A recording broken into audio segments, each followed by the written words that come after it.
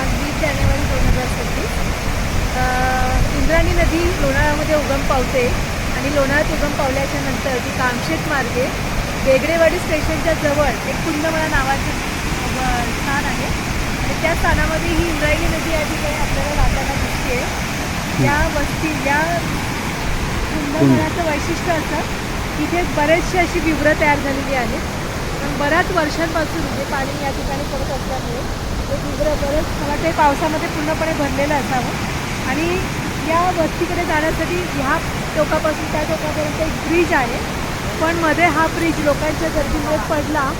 एखादा ब्रिज नसल्यामुळे लोक या बांधावरनं पाण्यामधून चालत आपल्या घरी जाण्याचा प्रयत्न करतात.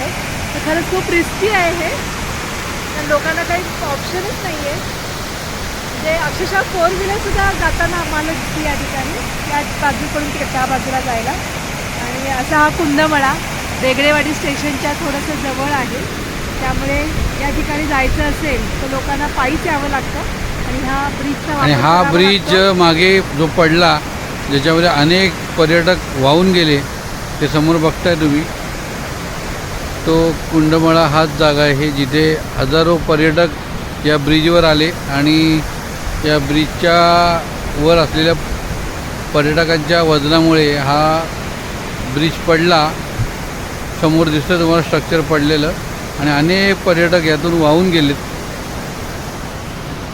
तर हा तो आहे डॅम जिथे त्या गावातून मुलं, आता ही बाईक बघा, ही बाईक येते ही पाण्यावरून.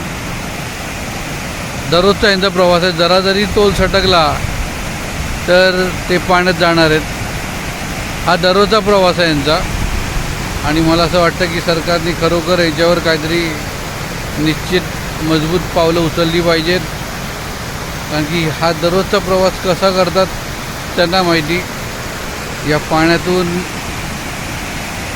प्रवास करणं आणि तो पण पावसाळ्यात, पण हे पावसाळ्यात हे सगळं पाण्याखाली असतं आणि तर यांना जायला इकडनं तिकडं जायला अजिबात कुठल्याही प्रकारचा मार्ग नाही. नवीन ब्रिजचं काम सुरू झालं आहे, पण ते व्हायला अजून बरेच वर्ष लागतील. तोपर्यंत त्यांना ह्याच शेवाळामधून या बांधाऱ्यावरून गाड्या घेऊन जाणं आवश्यक आहे. याच्यावर आम्ही मगाशी 4 व्हीलर ट्रक, हा ट्रकही जाताना बघितला आहे आणि त्या ट्रकला बॅलन्स करत करत, कारण की ते शेवाळ पण आहे आणि एका बाजूला धरण आहे, तर केव्हाही तो ट्रक पडू शकतो अशी अवस्था असताना ते सगळे रहदारी ह्याच्यावरच चाललेली आहे. कमाल आहे, खूप कमाल आहे. कुंदमळा म्हणतात याला, कुंदमळा म्हणतात याला.